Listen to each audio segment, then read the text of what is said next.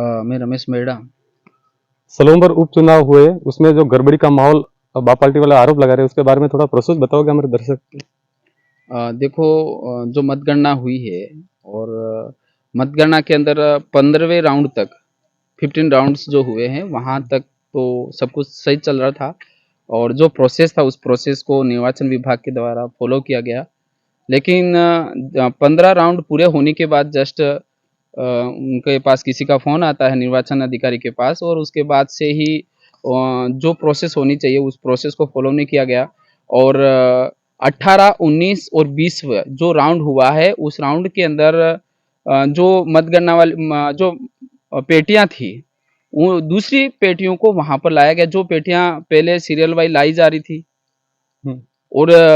अचानक 18 राउंड के बाद 18, 19वां और 20वां ये 3 राउंड की जो पेटियां आई, मत पेटियां जो आई है वो मत पेटियां कहीं दूसरी जगह से उठा के लाए,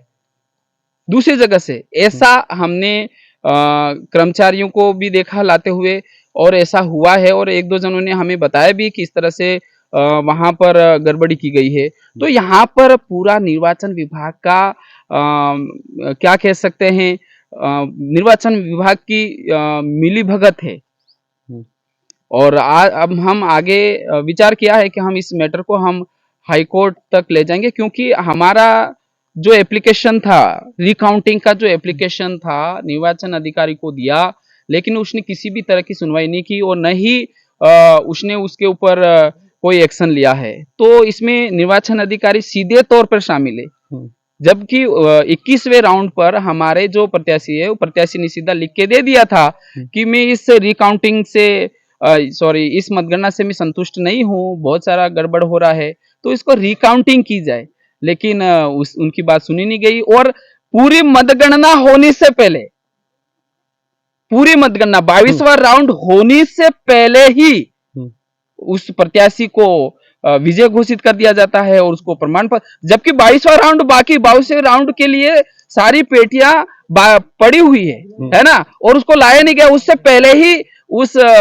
बीजेपी का जो प्रत्याशी उसको अंदर बुलाकर उसको विजय घोषित कर दिया जाता है। और इसमें सरासर ये जो निर्वाचन विभाग है या चुनाव अधिकारी है उनकी पूरी बीजेपी के एजेंट के तौर पर उन्होंने काम किया है और साजिश के तहत जितेश कटारा भारत आदिवासी पार्टी के प्रत्याशी है उसको हरवाया गया है। तो उसको लेकर हम इस मैटर को लेकर हाई कोर्ट तक जाएंगे और हाई कोर्ट का दरवाजा खटखटाएंगे न्याय के लिए। हम माननीय कोर्ट पर विश्वास करते हैं। हम जो संविधान के अंदर जो सिस्टम बनाया गया है, हम निश्चित रूप से हमें कोर्ट से न्याय मिलेगा।